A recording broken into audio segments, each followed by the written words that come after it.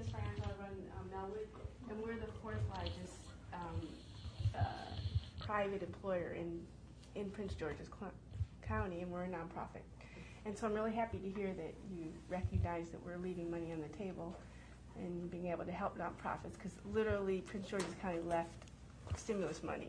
Every other county was getting it, and we didn't. Believe me, I know all about it. It just grieves me. Yeah, okay. Me too.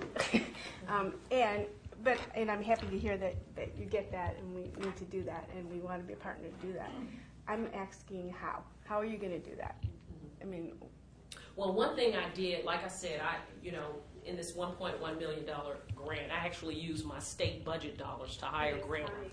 I'm just going to tell you my level of commitment to it. I actually offered a bill this year, and a number of Maryland Association of Nonprofits, a number of organizations came in and testified in favor of the bill. It would have allowed delegates and senators, and I hope it will.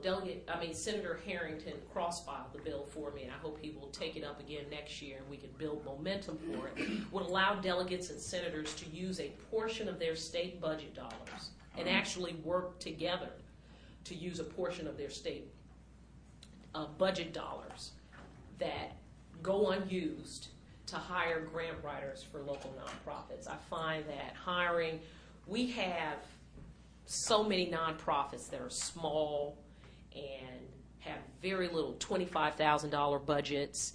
And my whole goal with this bill was to say we will use a portion of our unused state budget dollars to hire grant writers if you collaborate with other nonprofits to go after some of this outside money. I think collaboration is really important. It's really a waste of resources of the community if there's not collaboration. Yeah, there's too many little ones. I mean, if we consolidate. So I was trying to get at least, I think, 2 or 3 to collaborate on a project.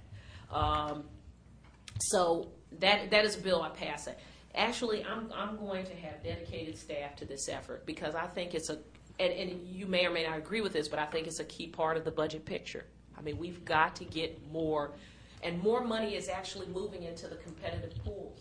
I mean, so more formula money is being reduced, and more money is actually going into competitive pools. We have to be in a position to compete for money in competitive pools, and we're not positioned well in that regard. I think it's a key part of the budget picture. I will have dedicated staff focused on that right there. Trying to look at and build, and again, this is where the partnership comes in. We've got to have nonprofits out there that we can partner with to go after that other money and be competitive and execute good program on the ground, because as you know, the reporting requirements are extensive. So it's absolutely a critical piece, and I will have dedicated staff focused on that right there. And I think that person will pay for their salary if they can really go out and augment our budget and serve it. As I said, I think these budget gaps are going to persist. It's going to open up gaps on the ground in service. How do we try to at least help fill in some of that? Absolutely. I think they're a critical piece. Critical piece. They're the 4th piece of my budget picture.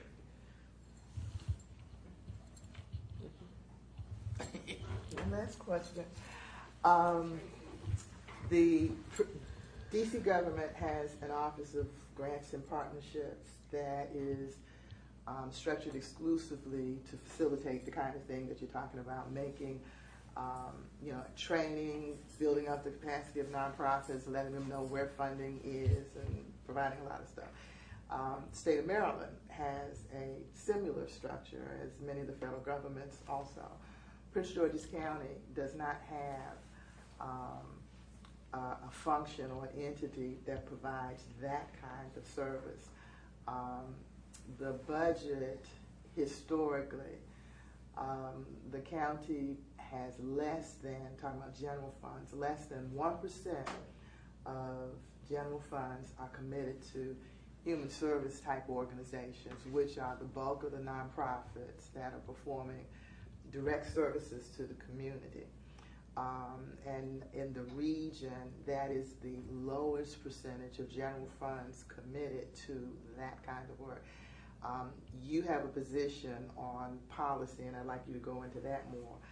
Policies, targeting policies to help reduce recidivism, for instance, targeted to the ex-offender that's trying to re-enter society. It seems that if some of that money, some of the dollars that were committed to public safety and policing and corrections was redirected to some of the nonprofits and working with young people, and even helping returning citizens to society get jobs and houses to live in and that sort of thing, that would go a long way to reducing recidivism.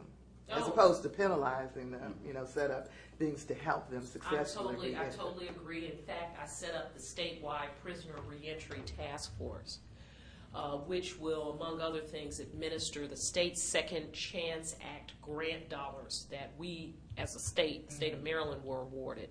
And actually, that was one of the grants I really wanted to see us more actively participate on. I think the county may have submitted one. They had these Pathway Out of Poverty grants as part of the Second Chance Act. And most of that goes to Baltimore. Very little of it, even though there are some organizations that have competed, not with great proposals, but the majority of that money is targeted at the federal level, specifically to Baltimore. It is, and they have to be fair to Baltimore, they have a very dedicated infrastructure that was led by the Mayor Martin O'Malley when he was in office, in setting up an infrastructure that was really focused on reentry. Right. Because the bulk of returning ex-offenders go to Baltimore City and Prince George's County.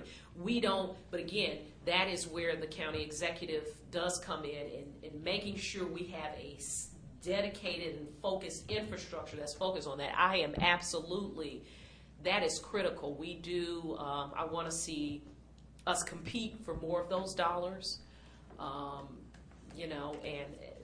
as you said, I saw this round of money come out, and I was trying to get, I'd made a round of calls to a number of organizations to try to see, but at that point I didn't have the dollars to fund a grant writer for that initiative. I was working on this advanced math project. But I was trying to assemble, but it's very complicated. It's difficult to get all the nonprofits, get everybody on the same page, get them collaborating. I mean, you really, just to get that advanced math project, I cannot even tell you the number of, I had to have a lot of meetings, and, you have to massage that process all the way to the conclusion. Now, and then get it up off the ground and get it moving. It's complicated. But nevertheless, I think that is a critical piece, and there is a very high correlation. The Safer Foundation has done some great research on this. There's a very high correlation between recidivism and employment, reverse correlation. So where, returning ex-offenders are able to get a job and stay on it for a year, you are able to impact the recidivism rate. New York has done it. There are some states who have successful policies in that area, and I think it is a key piece of having safer streets and a sustained period of safer streets. Yeah, I mean, that's a key piece. So I've passed a couple of laws on ex-offender reentry, actually.